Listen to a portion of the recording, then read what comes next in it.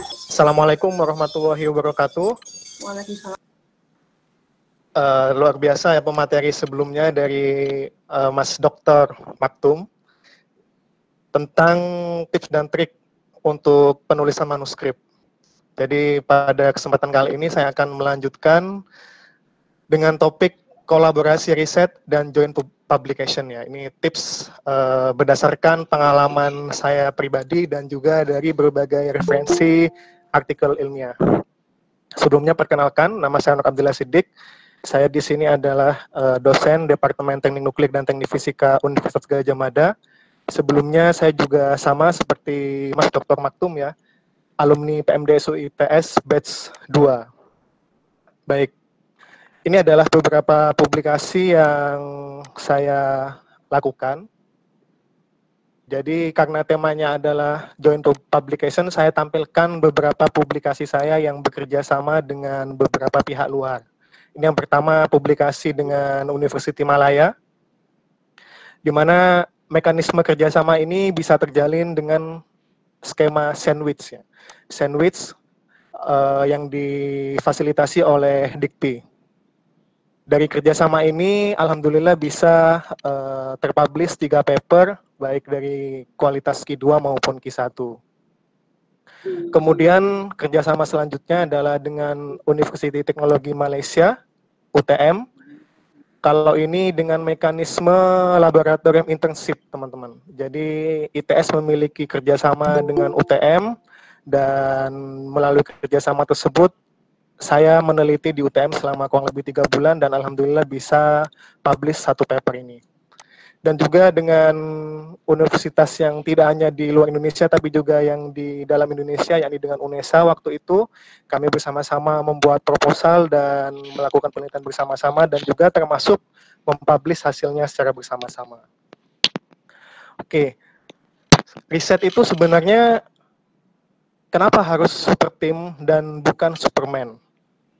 Nah, di sini ada paper yang sangat bagus. Nanti teman-teman bisa membaca papernya, ini open access papernya. Judulnya adalah Bibliometric Profile of Top Site Single Author Article in the Science Citation Index Expanded. Nah, paper ini menjelaskan tentang artikel-artikel ilmiah yang diterbitkan secara single author atau penulisnya tunggal. Jadi single author, lawannya adalah multiple author. Jadi banyak penulis.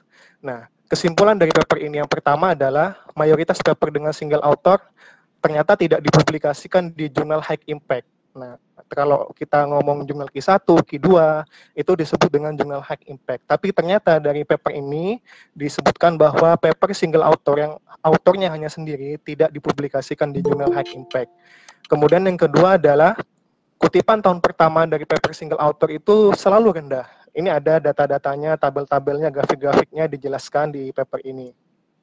Kemudian yang ketiga adalah paper single author yang accepted di jurnal high impact itu biasanya dibuat oleh raksasa ya di bidangnya. Nah, raksasa di sini contohnya adalah peraih Nobel, kemudian juga yang sering berprestasi di bidangnya. Nah, jadi kalau teman-teman merasa belum menjadi raksasa ya, kalau bisa lakukanlah riset yang bersama-sama, super team. Daripada teman-teman meriset sendirian, melakukan eksperimen sendirian, dan kemudian mempublishnya secara sendirian. Oke, jadi itulah kira-kira kenapa pentingnya riset itu harus super team. Harus bekerja sama, baik itu dalam pihak internal ya atau intra maupun eksternal atau inter. Ini adalah beberapa level kolaborasi.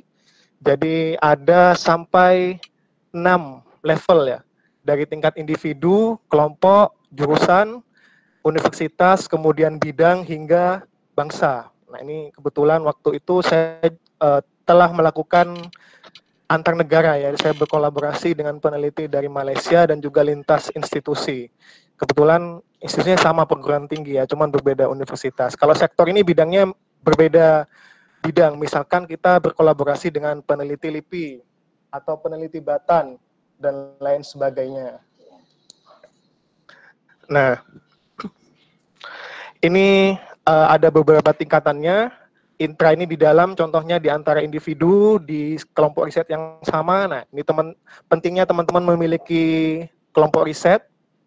Kemudian kalau yang di luar, contohnya di antara grup riset yang berbeda tapi di dalam satu departemen atau satu jurusan dan lain sebagainya. Ini adalah tingkatan-tingkatannya. Nah, teman-teman bisa baca di papernya What is Research Collaboration yang diterbitkan pada tahun 97 oleh Katz and Martin. Ini juga open access ya, jadi silakan teman-teman bisa membacanya. Nah, ketika kita berkolaborasi, ada istilah kolaborator atau mereka yang membantu proses penelitian kita. Nah, siapa sih sebenarnya yang layak disebut kolaborator dan sehingga orang tersebut layak untuk dimasukkan sebagai corresponding author atau penulis tambahan ya, selain penulis utama. Nah, dari Katz dan Martin ini mendefinisikan ada 5 kategori seseorang itu dapat disebut sebagai kolaborator dan namanya layak dicantumkan sebagai corresponding author. Yang pertama adalah mereka yang bekerja bersama pada risetnya dan memberikan kontribusi yang substansial atau kontribusi yang penting. Kemudian yang kedua adalah namanya yang telah muncul dalam proposal. Kemudian yang ketiga adalah yang bertanggung jawab terhadap elemen utama atau komponen utama dalam riset. Contohnya pada desain eksperimental, kemudian persiapan peralatannya, eksekusi, analisis, dan lain sebagainya. Kemudian yang keempat adalah mereka yang bertanggung jawab terhadap metode. Nah, metode penulisan atau metode risetnya, baik itu dari ide, hipotesis, hingga interpretasi penelitian. Dan yang kelima adalah pembimbing, ya, original project proposer atau fundraiser. Nah, di sini misalkan kita bekerja sama dengan suatu badan LIPI, nah LIPI itu ada direktur utamanya misalkan, nah kita bisa memasukkan direktur utama tersebut yang telah mendanai ke dalam manuskrip kita. Nah, sebaliknya, ada 2 kategori yang sebaiknya tidak dimasukkan pada kolaborator atau tidak menjadi corresponding author. Ada 2 ya. Yang pertama adalah yang hanya minor, memberikan kontribusi minor atau hanya sesekali memberikan masukan kepada riset tersebut. Nah, ini hendaknya tidak dimasukkan. 2 kelompok ini bisa dimasukkan ke dalam sesi acknowledgement ya, atau sesi ucapan terima kasih ya. Dan yang kedua adalah yang kiranya tidak disebut sebagai peneliti yang handal atau bukan peneliti murni, contohnya teknisi, kemudian asisten riset. Nah, itu tidak perlu dimasukkan dalam kolaborator. Oke, selanjutnya adalah bagaimana cara menggait kolaborator tersebut. Nah, ada 3 step yang bisa rekan-rekan lakukan. Yang pertama adalah jika kita merasa yakin, kita hendaknya telah menghubungi di awal agar calon kolaborator tersebut terlibat dalam pembuatan proposal. Dan yang kedua adalah ketika ternyata kita melakukan eksperimen atau riset ada permasalahan, nah kita bisa menggandeng kolaborator untuk bersama-sama menyelesaikan permasalahan tersebut. Dan yang ketiga, ketika kita membahas hasilnya, nah itu kita bisa juga mengajak calon kontributor. Nah, ini dapat menjadi nilai plus apabila ternyata kolaborator tersebut telah melakukan bidang penelitian kita saat ini, sehingga kita dapat mencantumkan in our previous study dan kemudian mensitasi terhadap paper kolaborator yang telah dipublish sebelumnya. Ini adalah 3 cara untuk menggait kolaborator. Selanjutnya adalah ini ada 10 setelah kita melakukan eksperimen ya, kemudian melakukan analisis data, tibalah waktunya untuk mempublish data kita dalam bentuk paper atau artikel ilmiah. Dan apabila penelitiannya bersama-sama, ini ada 10 aturan untuk secara kolaboratif menulis paper yang multi author atau penulisnya banyak, lebih dari 1 ya. Di sini ada 10 tips. Yang pertama adalah dari membangun tim. Kemudian yang kedua adalah ketika kita yang memimpin, kita harus menunjukkan leadership atau sifat kepemimpinan. Yang ketiga adalah membuat data management plan. Data management plan ini mengapa penting? Karena riset dilakukan oleh banyak pihak dan banyak pihak memiliki datanya sendiri-sendiri sehingga perlu dikumpulkan baik itu dalam Google Drive yang bisa diakses bersama-sama atau platform lainnya. Kemudian yang keempat adalah, nah ini tentukan panduan penulisan. Karena beberapa paper, terutama yang Q1, Q2 itu harus menyantumkan kontribusi dari setiap penulis. Jadi teman-teman harus men-state, harus menyatakan kontributor 1 ini ngapain saja, kontributor 2 ini ngapain aja, kontributor 3 ngapain aja. Nah, sering paper Q1, Q2 harus mencantumkan seperti itu. Nah, kalau teman-teman sudah membuat panduan untuk penulis dari awal, itu sudah tidak akan bingung lagi ke depannya isian tersebut harus diisi apa. Kemudian yang kelima adalah menentukan strategi penulisan.